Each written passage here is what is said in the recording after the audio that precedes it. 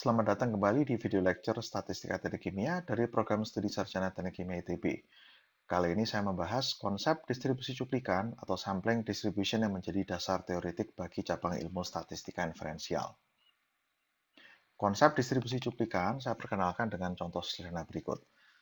Andaikan kita melakukan survei besaran konsumsi listrik rumah tangga di lingkup kota Bandung, maka kita bisa mendefinisikan populasi sasarannya adalah seluruh keluarga warga kota Bandung.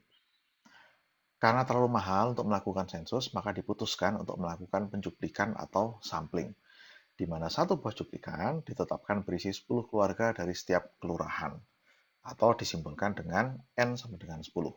Jadi N adalah ukuran sampel. Kemudian kita hitung rata konsumsi listrik per keluarga untuk setiap cuplikan. Ingat, satu cuplikan beranggotakan 10 keluarga.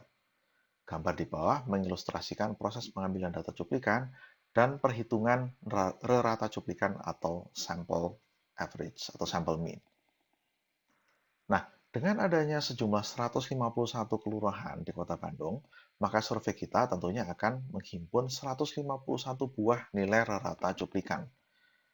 Ingat kembali bahwa data pengukuran apapun dapat kita nyatakan sebagai distribusi frekuensi, termasuk 151 buah nilai rata cuplikan tadi.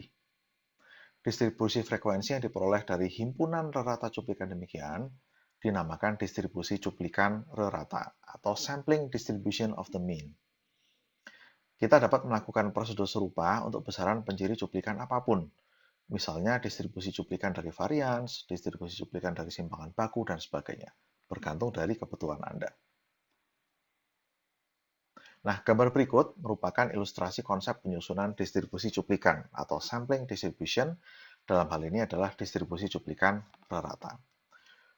Dari populasi induk atau populasi asal, kita ambil sejumlah sampel, biasanya dengan ukuran sampel yang konstan.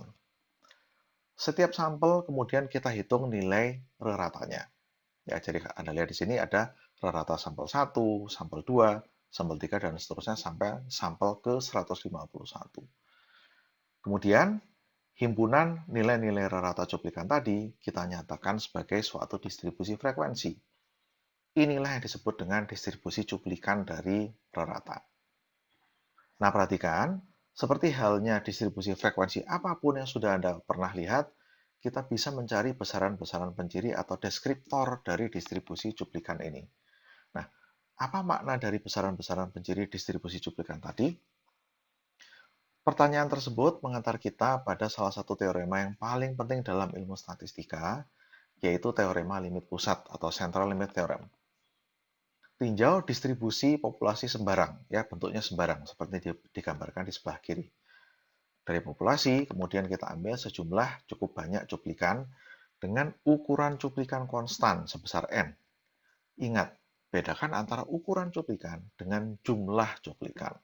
Ya, sebagai contoh di dalam kasus kita, ukuran cuplikannya N sama dengan 10, jumlah cuplikannya adalah sama dengan jumlah kelurahan yaitu 151. Ya. Nilai-nilai rata cuplikan selanjutnya disusun menjadi distribusi cuplikan rata di sebelah kanan. Nah, bagaimana dengan besaran-besaran penciri distribusi cuplikan rata ini? Ternyata berbagai percobaan berskala besar maupun simulasi komputer yang telah dilakukan oleh para ahli menunjukkan bahwa seperti apapun bentuk distribusi induknya, ya, distribusi cuplikan rata akan mendekati bentuk distribusi normal. Semakin besar nilai N, semakin bentuk distribusi cuplikan yang mendekati distribusi normal. Dengan nilai rata yang mendekati rata populasi, mu. Dan nilai simpangan baku yang mendekati sigma dibagi akar N. Perhatikan baik-baik, mu dan sigma adalah besaran-besaran penciri populasi induk, bukan distribusi cuplikan. Ya. Mu adalah rata populasi dan sigma adalah simpangan baku populasi. Ya. Jadi artinya ada hubungan matematik yang jelas antara besaran-besaran penciri populasi yaitu mu dan sigma dengan penciri cuplikan. Atau dengan kata lain, cuplikan ternyata memang betul bisa mewakili populasi.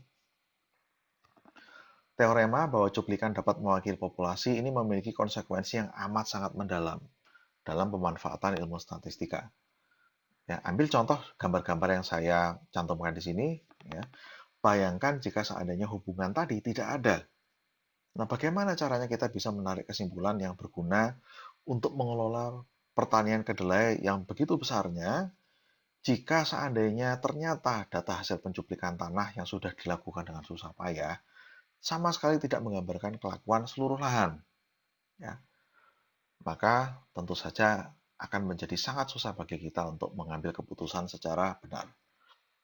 Di modul berikutnya, kita akan mempelajari inferensi statistik, yaitu cara-cara untuk mengambil kesimpulan tentang populasi berdasarkan cuplikan. Nah, saya tutup segmen video kali ini dengan kata-kata yang dikutip dari buku Small is Beautiful yang ditulis oleh Schumacher pada tahun 1973. Silakan Anda baca, Anda renungkan. Mudah-mudahan bisa lebih memotivasi Anda untuk belajar lebih lanjut ke modul berikutnya yang akan membahas statistika inferensial. Terima kasih atas perhatian Anda dan sampai jumpa di video berikutnya.